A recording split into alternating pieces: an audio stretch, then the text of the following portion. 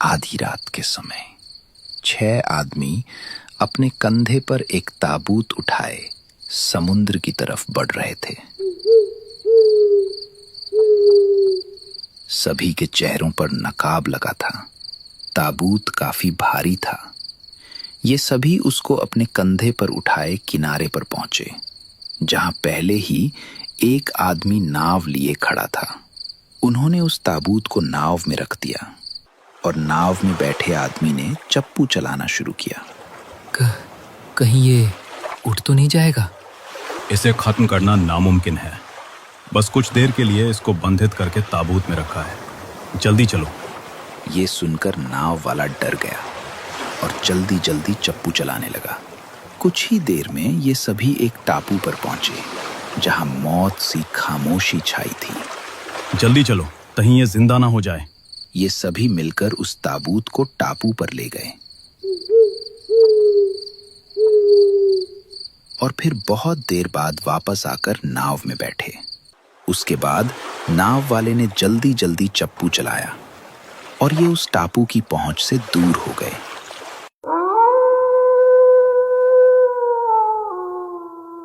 सदियों बाद सन 2026 एक गाड़ी तेज रफ्तार के साथ रोड से गुजर रही थी। रोहित ड्राइव कर रहा था और रितु उसके बराबर में बैठी थी।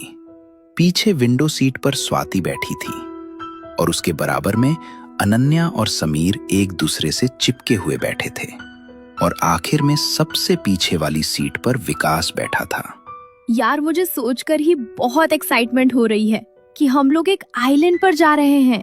मेरा भी कैमरा और मोबाइल फुल चार्ज है। अगर वहां नेटवर्क हुए तो लाइव स्ट्रीमिंग भी करेंगे। अनन्या सभी की बात को बड़े गौर से सुन रही थी, लेकिन उसकी आंखों में जरा भी खुशी के भाव नहीं थे। क्या हुआ बेबी, तुम अब भी खुश नहीं हो? अब तो हम सब वहां जा रहे हैं ना, जहां तुम्हारा जाने का सपना था। वो बात नहीं है समीर, बस यही सोच रही हूँ कि माँ वहां पर हमें सही सलामत मिल जाए। पिछले 1 साल से वो वापस नहीं लौटी। बहुत मुश्किल से पापा को झूठ बोलकर आई हूँ। तुम फिक्र मत करो, हम वहां जाएंगे और तुम्हारी मम्मी और मेरी होने वाली सासू माँ को ढूंढकर अपने साथ वापस भी लेकर आएंगे। ये सुनकर अनन्या के चेहरे पर मुस्कान छलक आई। अरे स्वाति, तेरा बोट वाला हमें वहां ले तो चलेगा ना? कहीं वो मना ना कर दे। नहीं यार, वो लल्लू पूरी तरह से मुझ पर लट्टू है। मेरे साथ टाइम स्पेंड करने के लिए तो वो जहन्नुम तक चलने को राजी हो जाएगा। ये तो बस एक आइलैंड है। कुछ देर बाद इनकी कार एक जगह पहुंची। यहाँ से पैदल ही जाना पड़ेगा। कुछ देर पैदल चलने के बाद ये समुद्र किनारे पर पहुंचे, जहां एक आदमी बोट लिए खड़ा था। हेलो विक्रम, कैसे हो? ओह स्वाति, आ गई तुम? मुझे तो लगा था कि तुम नहीं आने वाली। मेरा भी तुम्हारे साथ घूमने का पूरा मन था यार, कैसे नहीं आती? ये सुनकर वो बहुत खुश हुआ। उसके बाद ये सभी विक्रम से मिले और एक एक करके बोट पर बैठे। विक्रम ने बोट चलाना शुरू की और स्वाति उससे चिपक कर बैठ गई। अरे तुमको देखकर तो मैं इतना खुश हुआ कि पूछना ही भूल गया। बताओ, कहाँ जा रहे हैं हम लोग? रोज आइलैंड। उस टापू का नाम सुनते ही विक्रम स्वाति को हैरानी से देखने लगा। तुम उस टापू पर जाना चाहती हो? लेकिन क्यों? वहां तो घूमने लायक कुछ भी नहीं है और ऊपर से वहां। देखो, तुम मना नहीं कर सकते। तुमने प्रॉमिस किया था कि तुम मुझे उस टापू पर लेकर जाओगे जहां मैं कहूंगी। लेकिन वो टापू घूमने लायक नहीं है। उसे मौत का टापू कहते हैं। जो भी गया वो कभी लौट कर नहीं आया। ये सुनकर इन सभी ने एक दूसरे को देखा। क्या तुम मेरे साथ सिर्फ एक बार उस जगह पर नहीं चल सकते जहां मैं जाना चाहती हूँ? ये सुनकर विक्रम ने आगे कुछ नहीं कहा और उसने बोट की स्पीड बढ़ा दी। स्वाति ने बाकी सभी लोगों की तरफ देखा और उनको आंख मारी और उसके जवाब में ये सभी मुस्कुराने लगे। विक्रम बिना कुछ बोले बोट चलाता रहा। तकरीबन 2 घंटे तक ये सभी मौज मस्ती हंसी मजाक करते रहे, लेकिन विक्रम के मुंह से कुछ नहीं निकला। स्वाति भी अब उसके इस बर्ताव से हैरान थी। कुछ ही देर में रोस आइलैंड इनके सामने था। हे, वो देखो सामने आइलैंड। वाओ, ये तो बहुत बड़ा है यार। ये सभी उसे देखकर खुश हो रहे थे, लेकिन विक्रम के चेहरे पर गुस्से के भाव नजर आ रहे थे। वो सभी एक एक करके बोट से उतरे। अरे विक्रम, तुम भी आओ ना। विक्रम ने एक पल को स्वाति को खामोशी से देखा और फिर नहीं, तुम लोग जाओ, मजे करना। और फिर बोट में बैठकर वहां से वापस हो लिया। स्वाति ये देखकर हैरान थी। विक्रम, रुको तो सही। विक्रम ने उसे एक बार पलट कर देखा और तेजी से बोट वहां से ले गया। स्वाति, लगता है वो हर्ट हो गया। उसे पता चल गया कि तूने सिर्फ यहाँ आने के लिए उसका यूज किया है। हाँ, हुआ तो है, लेकिन तू फिक्र मत कर। हम तेरी मम्मी को ढूंढने आए हैं ना, उन्हें तो हम ढूंढ कर ही रहेंगे। ये सुनकर अनन्या को अच्छा लगा और फिर ये सभी टापू के घने जंगल की तरफ बढ़ गए। ये आइलैंड काफी हरा भरा था। यार, ऐसा लगता नहीं कि यहाँ कोई रहता होगा। कितना हरा भरा ना, ना कोई बदबू, ना कहीं कचरा। अरे जब कोई रहता ही नहीं है तो कूड़ा करकट कहाँ से आएगा अनन्या? कुछ दूर और चलने पर इन लोगों को कुछ पेड़ नजर आए। Oh my God! इनकी आंखें ये देखकर हैरान रह गईं कि उन पेड़ों पर फलों की जगह फूल उगे थे और सभी रात में चमक रहे थे। यार, ऐसे चमकने वाले फूल तो पहले कहीं नहीं देखे। विकास, स्वाति और समीर उन फूलों की फोटो लेने लगे। वाओ! स्वाति ने फोटो लेकर जैसे ही चेक किया तो वो सोच में पड़ गई। ये फूल मोबाइल में नॉर्मल क्यों आ रहा है? समीर, तुम चेक करना। अरे हाँ, मोबाइल में फोटो लेने पर ये नॉर्मल आ रहे हैं, फोटो में नहीं चमक रहे। तभी पेड़ से एक फूल टूटकर जमीन पर गिरा। विकास भागकर उस फूल के पास गया और उसे उठा कर लाया। इसको देखो, कितना सॉफ्ट है ये। चलो गाइस, आगे चलते हैं। भूलो मत, हम यहाँ पर अनन्या की मम्मी को ढूंढने आए हैं, घूमने नहीं। गाइस, मेरा एक ओपिनियन है। इतना बड़ा आइलैंड है, ऐसे हम सभी एक साथ उन्हें ढूंढेंगे तो बहुत टाइम लगेगा और इतने बड़े आइलैंड को हम कवर भी नहीं कर पाएंगे। बेटर ये होगा कि हम लोग 2 टीमों में बट जाए और फिर उनको अलग अलग दिशा में ढूंढने जाए।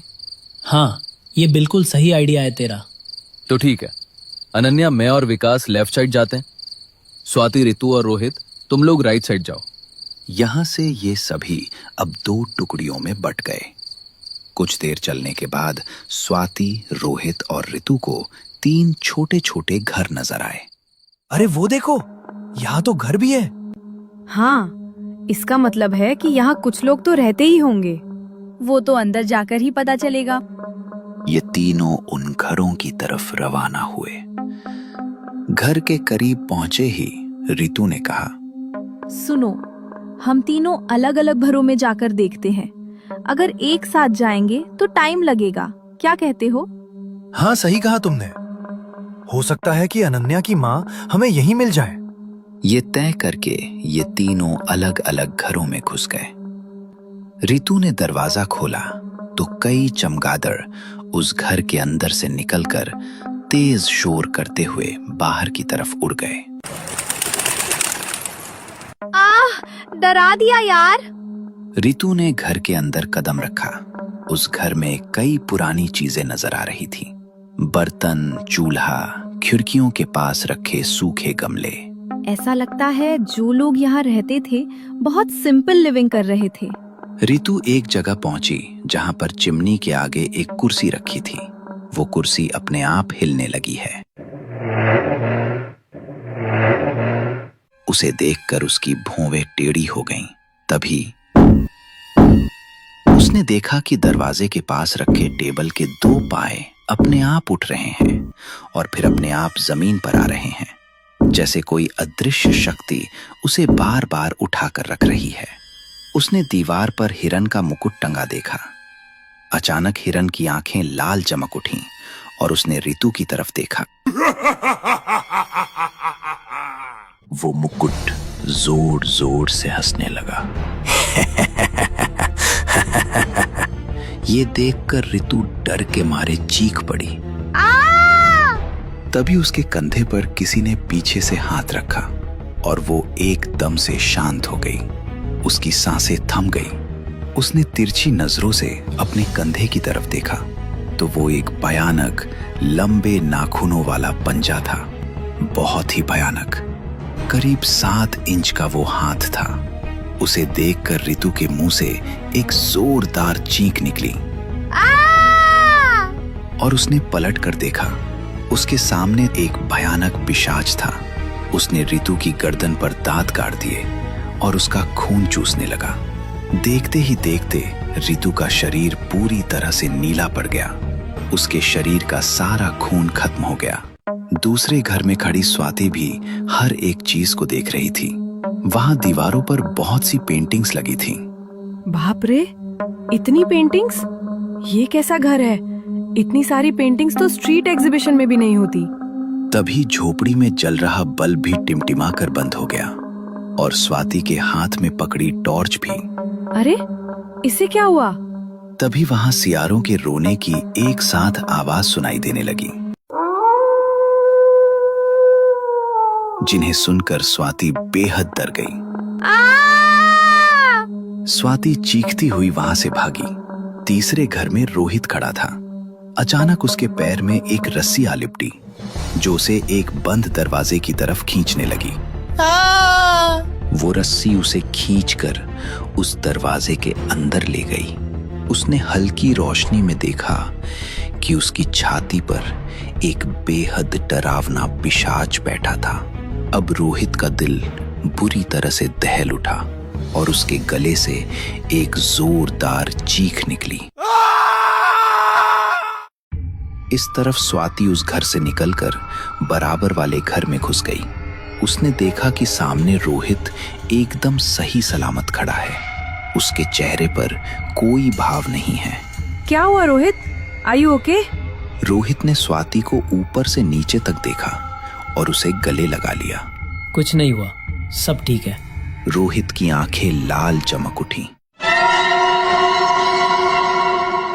तभी स्वाति ने एकदम उससे खुद को अलग किया तो उसकी आंखें फिर से नॉर्मल हो गईं। Rohit, stop it! ये क्या हो गया है तुमको? आओ चलो, चलते हैं यहाँ से। यहाँ हमें कुछ नहीं मिलने वाला। ठीक है, मैं ऋतु को भी ले लेती हूँ। वो इसी घर में गई थी ना? ऋतु, ऋतु! स्वाति ने उस घर के बाहर खड़े होकर आवाज लगाई जिसके अंदर ऋतु गई थी, लेकिन अंदर से कोई जवाब नहीं आया। अरे, कहीं उसे कुछ हो तो नहीं गया? आओ देखते हैं। वो अंदर गई तो ऋतु उस कमरे में नहीं थी। अरे कहा ना मैंने, चलते हैं यहाँ से। यहाँ कुछ नहीं मिलने वाला। दूसरी तरफ समीर, अनन्या और विकास आगे बढ़ रहे थे, लेकिन ये हिस्सा बिल्कुल अलग था। यहाँ पर खुशबूदार रंग बिरंगे फूलों की खूबसूरत फुलवारी थी। कमाल है, ये जगह कितनी सुंदर है ना। ऐसा लगता है कि यहाँ कोई है जो इसकी देखभाल करता है। तभी एक पेड़ की टहनी टूटकर विकास पर आ गिरी। विकास, विकास! अरे उठाओ इसे। इन दोनों ने बड़ी मुश्किल से विकास के ऊपर से टहनी हटाई। विकास, तू ठीक है ना? बहुत जलन हो रही है। विकास के मुंह पर कुछ खरोंचें आ गई थीं, जिनमें अब जलन भी होने लगी थी। इन तीनों को भयानक हंसी की आवाज सुनाई देने लगी। ये कैसी आवाज है? और तभी ठीक विकास के पीछे की जमीन चटकने लगी। विकास, तुम्हारे पीछे! विकास वहां से हटता इससे पहले ही वो पिशाच जमीन से उठा। उसने विकास को पीछे से जकड़ लिया। मुझे बचाओ! वो विकास को वापस जमीन के अंदर ले गया और जमीन फिर से ठीक हो गई। विकास! ये देखकर अनन्या और समीर सन्न रह गए। अभी कुछ ही देर पहले उनका जो दोस्त उनके साथ था, उसे एक पिशाच ने जमीन में निगल लिया था। अनन्या, ये जगह ठीक नहीं है। चलो यहाँ से, जल्दी चलो। अब हर तरफ से सियारों के रोने की आवाजें इनको सुनाई दे रही थी। समीर और अनन्या दोनों बहुत तेजी से वहां से भाग रहे थे, लेकिन दूसरी तरफ रोहित स्वाति के साथ बड़े ही आराम से चल रहा था। तभी अगले ही पल सामने से अनन्या और समीर भागते हुए आए। अरे अनन्या, समीर, थैंक गॉड तुम लोग ठीक हो। क्या हुआ? और तुम लोग ऐसे क्यों भागते हुए आ रहे हो? इस जगह पर एक पिशाच घूम रहा है। क्या? हाँ, उसने हमारी आंखों के सामने विकास को। इतना कहकर अनन्या की आंखों में आंसू बह निकले और स्वाति भी हैरान रह गई। स्वाति, ऋतु कहाँ है? हम तीनों को वहाँ 3 घर नजर आए थे, तो हम एक एक घर के अंदर चले गए थे। वहाँ से ऋतु वापस नहीं निकली। क्या? तो तुम लोगों ने उसे ढूंढा नहीं? मैंने देखा था यार, लेकिन वो उस घर में नहीं थी। फिर ये रोहित भी अजीब बर्ताव कर रहा है, मुझे वहाँ से ले आया। अरे कुछ नहीं मिलने वाला तुम लोगों को वहाँ, समझे तुम लोग? देखा, इसे पता नहीं क्या हो गया है। जब से उस घर से निकला है ऐसे ही बहकी बहकी बातें कर रहा है। समीर ने रोहित को गौर से देखा तो उसके चेहरे पर उसे कोई भाव नजर नहीं आया। सुनो, हम सबको शांति से काम लेना होगा, ठीक है? हम लोग उस घर में जाएंगे और ऋतु को साथ लेकर यहाँ से निकलने का प्लान करेंगे। चलो। ये चारों अब एक साथ उसी जगह पहुंचे जहां पर 3 घर नजर आ रहे थे। वो रहा, वो घर जिसमें ऋतु गई थी। स्वाति के कहने पर ये सभी उस घर के अंदर चले गए। छी, ये अजीब सी स्मेल कहाँ से आ रही है? अनन्या उस घर में रखी हर एक चीज को बहुत ध्यान से देख रही थी। तभी उसने वहां टेबल पर एक ब्रेसलेट रखा देखा। अरे ये तो। उसने उस ब्रेसलेट को उठा लिया और उसे बड़ी गौर से देखने लगी। क्या हुआ अनन्या? अनन्या की आंखों में आंसू भर आए। उसने अपनी कलाई में पहने ब्रेसलेट से उस ब्रेसलेट को मिलाया तो वो बिल्कुल एक जैसे थे। अरे, ये ब्रेसलेट मेरी मम्मी का था।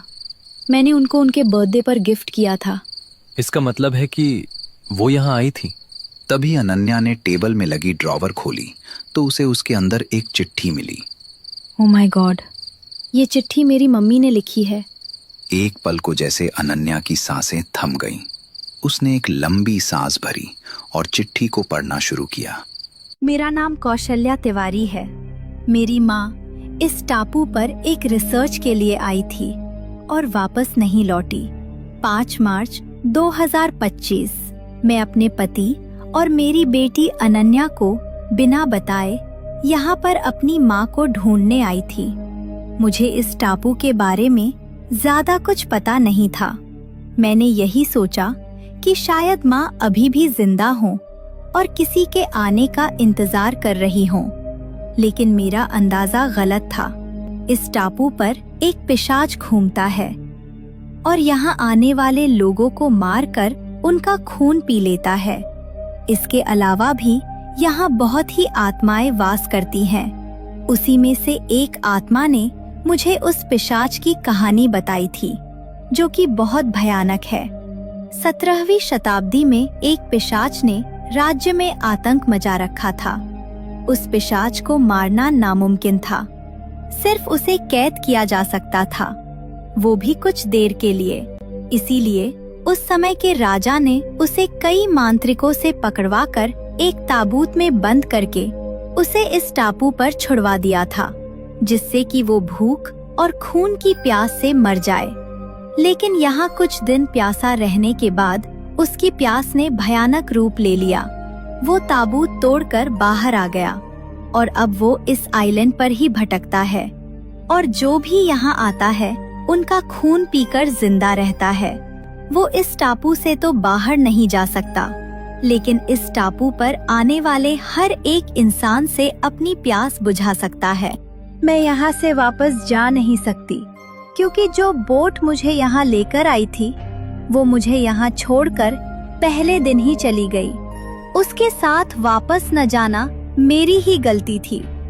और अब जब मेरी हालत बहुत खराब है और मैं मरने की कगार पर हूँ, तो इसकी जिम्मेदार भी मैं ही हूँ। अगर कोई इस टापू पर है और यह चिट्ठी पढ़ रहा है, तो जितनी जल्दी हो सके यहाँ से चला जाए, वरना वो किसी को जिंदा नहीं छोड़ता। ये चिट्ठी पढ़कर अनन्या बुरी तरह से रोने लगी। समीर ने उसका कंधा सहलाकर उसे चुप रहने के लिए हिम्मत दी। मुझे तो बहुत डर लग रहा है। हमें जल्द से जल्द यहाँ से निकलना होगा। लेकिन यहां से कैसे जाएंगे? हमारे पास तो बोट भी नहीं है। तो बताओ अब हम क्या करें? हमारे साथ जो भी हो रहा है उसकी जिम्मेदार ये अनन्या है। मैंने तुम में से किसी को भी अपने साथ आने के लिए मजबूर नहीं किया। तुम ऐसा कैसे कह सकती हो स्वाति? ये अभी आपस में बहस कर ही रहे थे कि तभी इनको एक भयानक हंसी सुनाई दी। इन्होंने देखा कि खिड़की के बाहर से वही पिशाच इनको घूर रहा है। उसको देखकर ये तीनों बेहद डर गए थे, लेकिन एक रोहित था जो कि उस पिशाच को देखकर स्माइल कर रहा था। ये तीनों अब वहां से भागने के लिए निकलने लगे, लेकिन रोहित वहीं खड़ा मुस्कुरा रहा था। रोहित, क्या हुआ तुझे? चल यहां से। ये सुनकर रोहित ने समीर का गला पकड़ लिया। रोहित, ये तुम क्या कर रहे हो? छोड़ो उसे। समीर ने रोहित को धक्का दिया और ये तीनों एक कमरे के अंदर पहुंचे। इन्होंने देखा कि वहां रोहित की लाश जमीन पर पड़ी हुई है। अगर ये रोहित है तो वो कौन है? वो जरूर कोई आत्मा होगी। चिट्ठी में यही लिखा था। तभी इनको सामने से रोहित आता हुआ नजर आया। वो धीरे धीरे एक भयानक चुड़ैल में बदल गया। उसे देखकर ये तीनों दूसरे दरवाजे से वहां से भाग निकले। भागो, रुकना नहीं। वो पिशाच अब इनके पीछे पीछे भागने लगा और हर तरफ से सियारों के रोने की भयंकर आवाजें सुनाई दे रही थी। इनकी सांसें फूल चुकी थीं और हिम्मत ने जवाब दे दिया था, लेकिन पिशाच के पीछे होने का खौफ इनको रुकने नहीं दे रहा था। आखिरकार ये तीनों किनारे पर पहुंचे। आगे गहरा समुद्र था और पीछे वो पिशाच। वो एक पेड़ पर चढ़ गया और इनको देखकर भयानक अंदाज में हंसने लगा, जैसे वो इनका तमाशा देख रहा है। तुम लोग एक एक करके मेरी प्यास बुझाओगे। तुम यहाँ से जिंदा नहीं जा सकते, नहीं जा सकते। अनन्या, समीर, तुम लोग चले जाओ। तुमको तो तैरना आता है ना? तुम मेरी वजह से क्यों अपनी जान जोखिम में डाल रहे हो? बेकार की बात मत करो स्वाति, हम तुमको छोड़कर कहीं नहीं जाने वाले।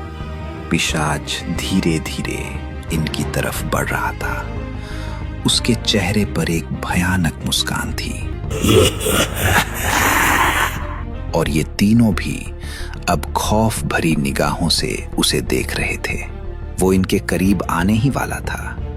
इन तीनों ने अपनी आंखें को कसकर बंद कर लिया और अपनी मौत का इंतजार करने लगे, लेकिन तभी स्वाति, जल्दी से आ जाओ, जल्दी करो। ये आवाज सुनते ही तीनों ने पीछे मुड़कर देखा तो सामने से विक्रम आ रहा था अपनी बोट में। ये देखकर पिशाच चिल्ला उठा, नहीं। अब पिशाच तेजी से इनकी तरफ भागा और ये तीनों बोट की तरफ। वो इनके पास पहुंचता इससे पहले ही तीनों ने पानी में छलांग लगा दी।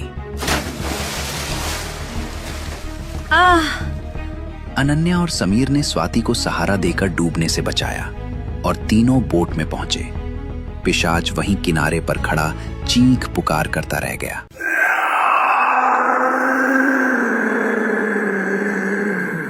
और विक्रम ने बोट आगे बढ़ा दी। अनन्या और समीर ने एक दूसरे को गले लगाया। वहीं स्वाति भी विक्रम को देख रही थी। तुम अचानक कैसे आ गए? तुम तो मुझ पर गुस्सा थे ना? तुमने मेरी बात नहीं मानी। इस बात पर मुझे गुस्सा तो बहुत आ रहा था, लेकिन मुझे तुम्हारी बहुत फिक्र हो रही थी। मैं खुद को तुम्हें बचाने से रोक नहीं पाया और बोट लेकर आ गया। ये सुनकर स्वाति मुस्कुराई। उसने कसकर विक्रम को गले लगा लिया। विक्रम भी एकदम चौंक पड़ा। अगली बार जहाँ तुम चाहो हम वहाँ घूमने चलेंगे, ठीक है? ये सुनकर विक्रम मुस्कुराया। ये चारों अब सही सलामत उस टापू से बहुत दूर आ गए थे।